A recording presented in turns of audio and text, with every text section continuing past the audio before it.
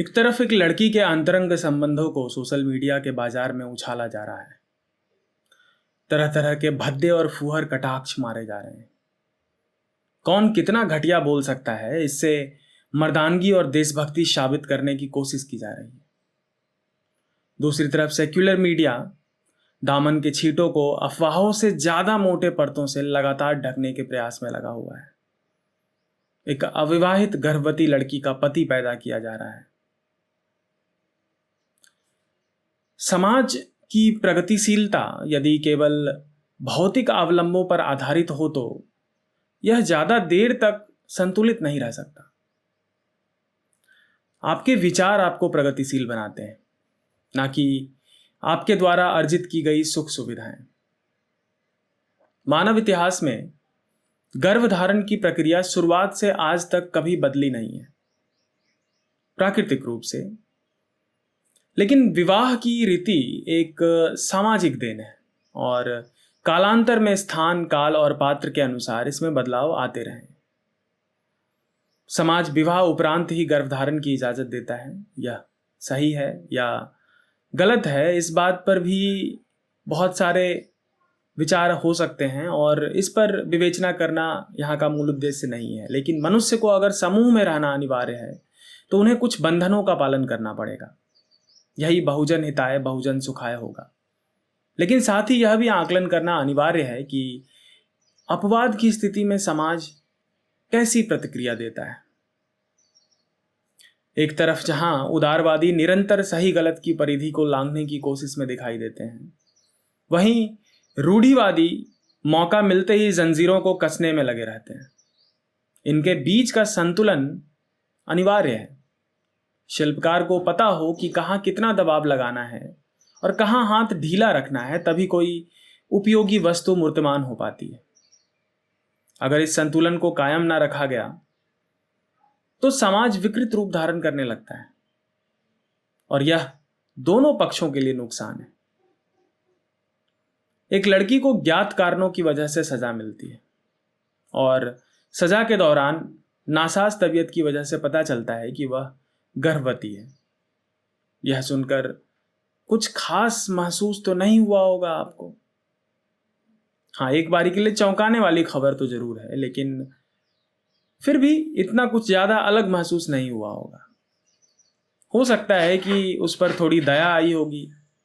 एक पल के लिए उस अजन्मे शिशु के भविष्य के बारे में आपने सोचा होगा, फिर उस लड़की के कर्मों के फल के बारे में सोचा होगा और आप वापस अपनी दुनिया में लौट गए होंगे। अब मैं एक बात और जोड़ता हूं उपरोक्त घटना में। वह लड़की अविवाहित है। अब क्या आपके विचारों में बदलाव आया? भवें वक्र हुई, नथुने सिकुड़ गए और पेशानी पर सिकन आई? क्या आप उस लड़की के कर्मों का पुनः आकलन कर रहे हैं? क्या उसका दोष, जिस वजह से उसे सजा मिली है, जिसके बारे में शायद आप जानते भी ना हो, क्या अब वह कुछ ज्यादा ठोस दिखाई देने लगा है? चलिए मैं खुलकर ही बोलता हूं। मैं बात कर रहा हूं शाकुरा जरगर की। विगत कुछ दिनों से खूब चर्चा में है यह नाम।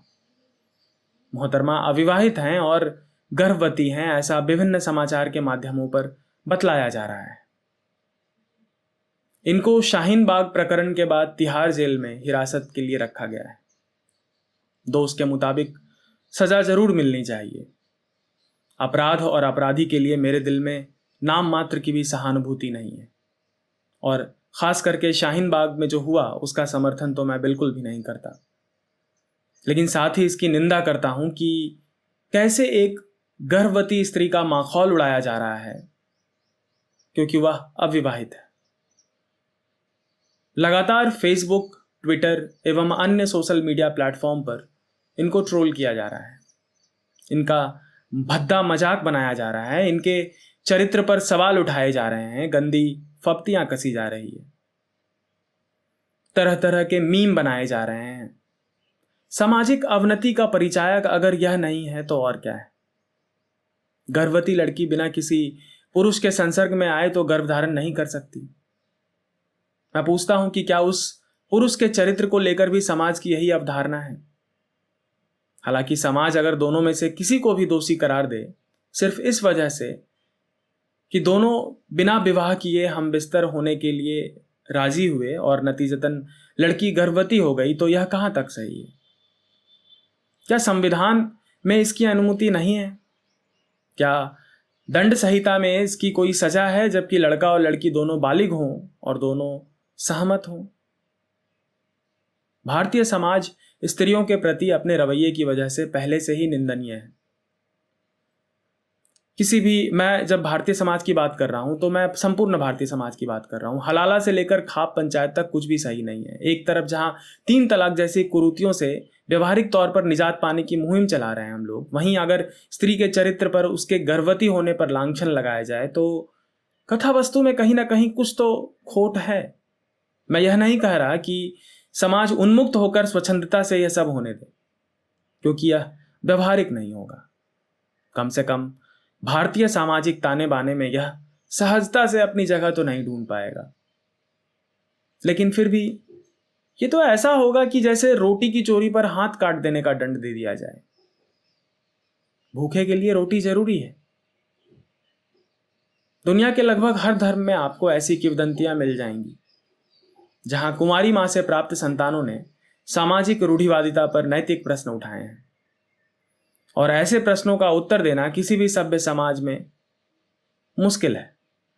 इनमें से कई तो आपके लिए पूजनीय हैं और उनका उल्लेख धार्मिक ग्रंथों में स्वर्णिम अक्षरों में किया गया है। उदाहरण के तौर पर माता कुंती को ले लीजिए, कर्ण को ले लीजिए, या फिर जीसस और मरियम की बात कर लीजिए। मैं ज़्यादा विस्तृत नहीं करना चाहता, लेकिन आपको पता है कि मैं किस चीज़ की बात कर रहा हूं। हाँ, एक बात और है कि मैं यह साफ कर देना चाहता हूं कि मैं साफुरा जरगर को निर्दोष साबित नहीं करना चाहता।